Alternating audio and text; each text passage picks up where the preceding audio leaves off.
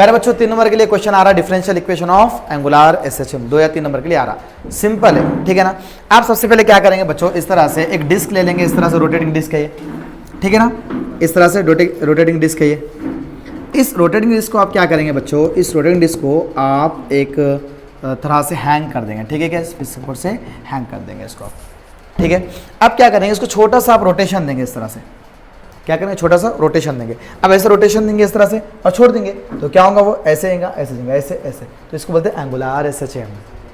Yes, angular SHM क्या समझ में आ रहा कि अगर आपने क्या करे, एक डिस्क को या किसी ऑब्जेक्ट को इस तरह से रोटेट कराए, थोड़ा सा रोटेट, एंगुलर डिस्प्लेसमेंट जो छोड़ दिए, फिर उन्हें क्या करेगा, एंगुलर एसएचएम परफॉर्म करेगा, this is angular SHM. But मुझे क्या करना है, डिफरेंशियल इक्वेशन पता करना है।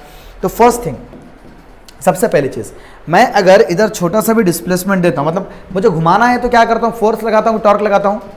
किसी चीज को घुमाना है तो क्या लगाता हूं, टॉर्क लगाता हूं। मैं छोटा सा अगर टॉर्क लगाता हूं तो डिस्प्लेसमेंट होगा, जितना टॉर्क होगा उतना डिस्प्लेसमेंट, जैसे ज्यादा फोर्स ज्यादा displacement.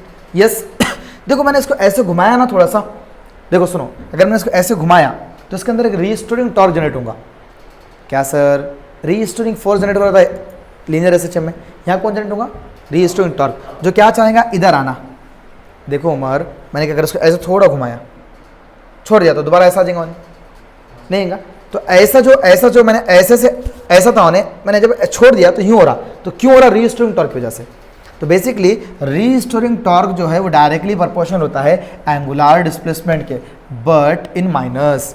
What is the meaning of minus, the direction of displacement and angular and torque is opposite to each other. Restoring torque किधर है, इधर हो रहा रीस्टोरिंग टॉर्क, राइट है, और डिस्प्लेसमेंट किधर है, इधर है।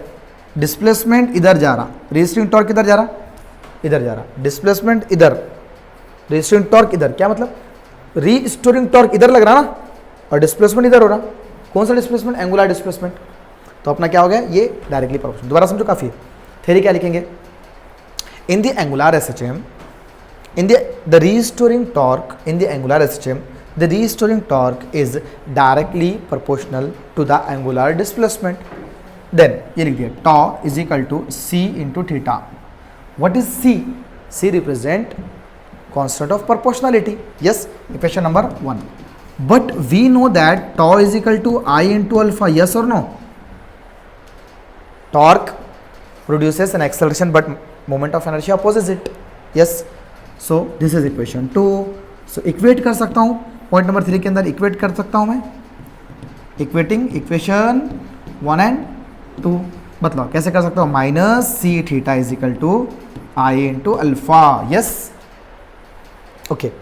अब क्या कर सकते हैं आगे अपन, minus C theta is equal to I as it is, alpha क्या लिख सकते हैं बच्चों, अल्फा है एंगुलर। देखो अगर ए एक्सेलरेशन रहता ना, ए एक्सेलरेशन रहता तो क्या लिखते हैं, D square x upon D T square. Yes, अब यहां पर क्या है, ये एंगुलर एक्सेलरेशन है, तो एंगुलर डिस्प्लेसमेंट थीटा होता है अपॉन डी टी। यस और no. So can I put D square theta upon D T square at the place of angular acceleration. Yes और नो। यस, तो बच्चों बतलाओ, I D square theta upon D T square as it is, minus C theta उधर क्या, तो plus C theta is equal to 0. It is called as differential equation of angular SHM. Simple है ना, hard नहीं है कुछ, बस थोड़ी सी थ्योरी बनाकर लिख देना, पॉइंट वाइज थ्योरी, इसके बारे में लिख देना, इसके बारे में कुछ लिख देना, फिर फाइनल लिख देना, राइट है, यहाँ कुछ कंसिडरेशन लिख देना, समाप्त। Very good. और क्या मतलब बोलो, बहुत बड़ा है वो, पूरा पढ़ाना पड़ता हूँ।